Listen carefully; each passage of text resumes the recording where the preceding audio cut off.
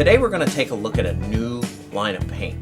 The paints are called Dork.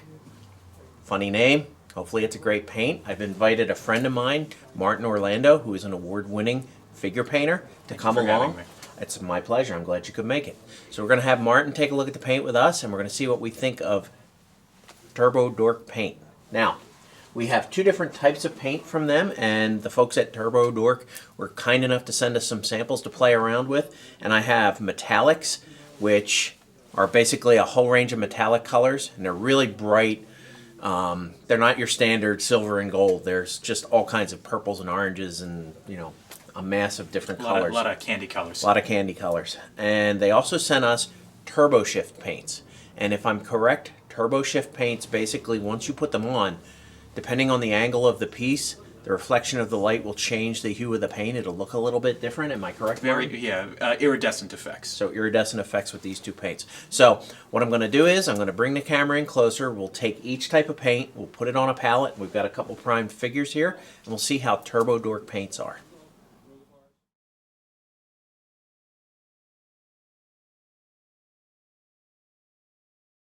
Okay, so we're gonna do a practical application here, and what I'm gonna do is we picked out two of the Dork Turbo Shift colors and two of the metallics, and we're gonna apply them to three different figures, and I'll let Martin tell you in detail what we're gonna do. So it's all yours, Martin. Okay, so when you pick up a bottle of these paints, it's important to understand that there is a little bit of instructions on each of them, and it's important to read them just to make sure that you're using the paint correctly. So shake well before use. We've been shaking them prior to the filming. Make sure the tip is clear, as in make sure the nozzle of the paint isn't obstructed by any dry paint or anything like that. You don't want to get the paint everywhere. For most vibrant results, apply over a black undercoat. Now, we're going to be doing that with one of our figures, but we're also going to be showing, for the purposes of this video, how it looks under a gray and white undercoat as well. And it always says to recommend, and this is just generally good practice, paint 3 to 5 thin layers with hand brush or airbrush. So what kind of brush are you using there, Martin? I'm just using, this is a 502 Abbott Long modeling brush. Any large brush will do. So a large pointed, good tip brush. Yeah, right? Large pointed, good tip brush. Make sure it's in good condition, been washed. So we're going to start with, this color is called People Eater. It's a nice, vibrant, metallic purple. Always wash your brush beforehand. So do all the companies have funny names for their paints, Martin, or is this... A lot of fantasy gaming, if they have their own lines of paint and they tend to do a lot of gaming or fantasy figures, they tend to try and set themselves apart from the pack with these funny names. So I'm going to wick off a little bit of the paint on the brush. It does have a gel consistency. So what part are you going to put it on I'm going to do it on the shield. I'm going to do it on the... So let me get around so I can... Actually, no, we're going to do it on the shoulder pad, something a little... Yeah. Generally, I try and paint always in one direction so that the brush strokes, I minimize the amount of brush strokes in a figure. As you can see, it's a high viscosity, I think is the term. So it's thick. Yeah, very, very thick gel consistency. So we're going to let that dry. We're going to move on to the other two figures before applying further coats of the paint. Okay, so we're going to do the same spot on each figure, and then we'll be able to look and compare them. Yeah. So what do you think of the paint so far, brushing-wise? Does it go on nicely? Gel paints are always hard to work with, but they because of how thick they are, they have a very nice consistency when they're all said and done. I can understand why they want this to be done over a black undercoat, because of how thick and how gel-like the paints are. You can see the undercoat more clearly. Gotcha. And so we're going to do this one more time on a Warhammer Space Marine. I'm going to do it on his shoulder right here. So they've recommended over black. Mm-hmm. We're doing white and gray. So people shouldn't feel obliged to use one or the other. I mean, I'm sure that when we compare them, we see which one we like best. Yeah. But, you know. Yeah. I just, good to experiment. Oh, absolutely. All right, so there's those three guys. So we're going to take a break now, and we'll be right back. Okay. So we took the two different Dork metallic paints. We used Purple Eater and Cool Ranch, a metallic saturated purple and a metallic saturated blue, and we painted them on our three figures. The instructions recommend correctly that it looks best on a black primer. So if I'm going to show it here, you can see nice saturated purple color there. And on the shield, a very nice, stark, bright. It really looks great as a gaming figure. I could see that across an entire army looking very nice. We also tried it on the gray primer. As you can see, it requires maybe a few more coats to get correctly. We might want to touch that up a little bit. But with the purple, it really does have a similar effect. And on the white, I think recommend at least on white primer, you can see how the strength of the undercoat is really starting to shine through. So some tips on how to use this paint. It is a gel consistency metallic paint. So while you don't want to water it down too much, it's best to just keep the brush damp. When you put it in the paint, try and wick off a little bit of the excess, maybe on a towel, and apply it in a singular direction to minimize brush strokes. So when we're doing it this way, you want to apply it like this so that you don't really see the brush strokes when you have a finished surface. All right. So now we're going to take a look at the Turbo Shift paints. And So per Turbo Dork's website, it's best to go by the color that's printed on the label, not necessarily what's in the bottle, because it's not going to have the desired iridescent effect until it's fully dry on a miniature. Got it. So we're going to be starting with Miami Sunset, which looks like it goes from purple to this orange, very synthwave, 80s, almost cyberpunk sort of paint. We're going to put that on our palette. Now, another thing that I've done while we were not filming is I've changed out our water, and we're using different brushes.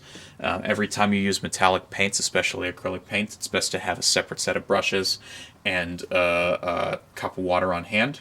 And that's to avoid contamination of metallics into your regular paint. Yep. Got it. Now, it's important. It looks pretty thick here, so what we're going to do is we're just going to make sure that there's not too much paint on our brush. We're going to start, we're going to start with we're going to try it on this guy's sword. So we're doing black again, which is the recommended undercoat. Yeah. And you can see a near immediate effect even as the paint is thin and on its first coat. You can see that it has like this quasi-iridescent effect. But the instructions on the bottle also say, like the colored metallics, to make sure it's 3 to 5 thin layers, and you can do this with brush or airbrush. So we'll come back to you after a few coats have been applied on each of the models and show you what the effects are.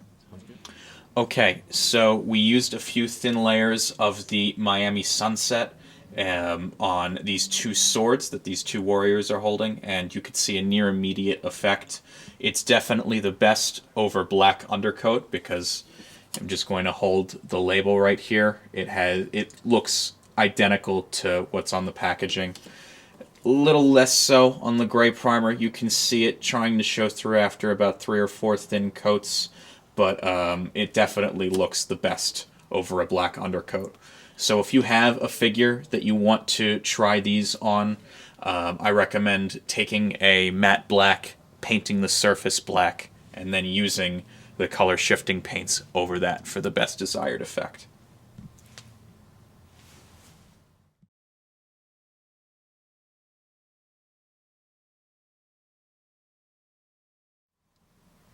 Let's take a look at Turbo Dork paint through an airbrush. I'll use a few different acrylic thinners. They say use non-alcohol based. I'm going to try Revell, AKI, Vallejo, various others. So let's take a look at Turbo Dork paints through the airbrush.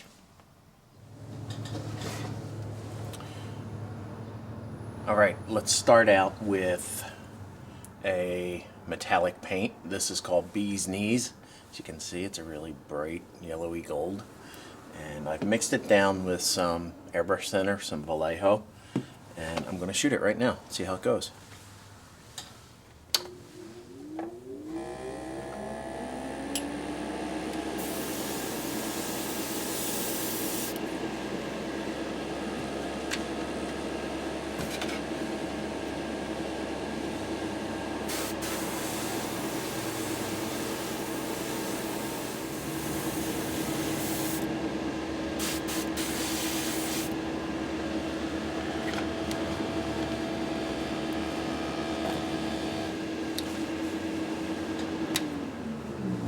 So we'll let that dry. Put a couple coats on, and then come back and look at it.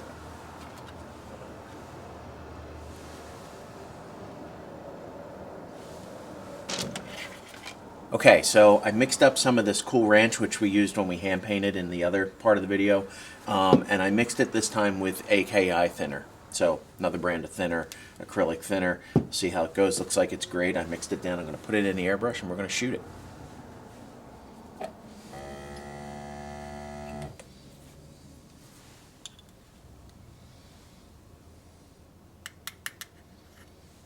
These little metal paint cups are great when you're shooting small amounts of paint on figures and things in an airbrush. Just about enough paint to cover. Cap it up. Turn on the air compressor and vent.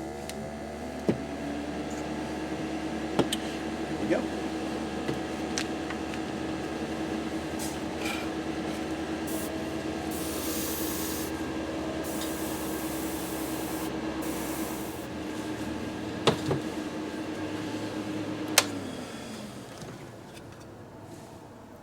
Alright, now I have that on.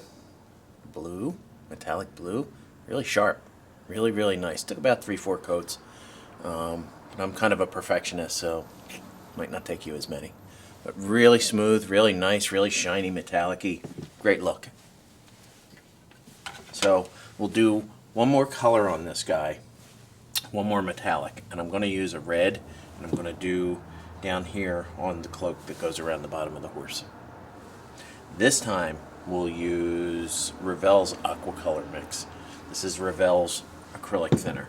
So I'm going to try that on this one. So far so good with the thinners. As long as it's an acrylic based thinner that doesn't have alcohol in it, I think you're fine. There you have it. Turbo Dork paint from the airbrush. It went on really nice, smooth, few coats. The iridescence, look iridescent. You move it around, it looks different. The metallics are nice and shiny and bright. Love it. Great stuff. Turbo Dork paint. Good stuff. This is, like I say, it's a water-based acrylic paint. We tested out their metallics and we tested out their Turbo Shift paints. Both did a great job. The metallics, it's just a really unique range of colors. A lot of candy colors, a lot of colors you don't see in other paint brands. The iridescence of the Turbo Shift was very impressive. Martin seems to have liked that. What do you think, Martin? What do you think of these paints? I recommend the colored metallics for hobbyists who want to get a unique, saturated color metallic on a gaming army. Right. You're not going to get that with many other paint ranges, especially with the range of colors that they offer. As for the iridescent, they're eye-catching. They're you're going to see them from across the room sometimes on these figures, and they go on really easily. Great. Yeah. So we recommend Turbo Dork. It's different, funny name, good paint. We'll see you next time.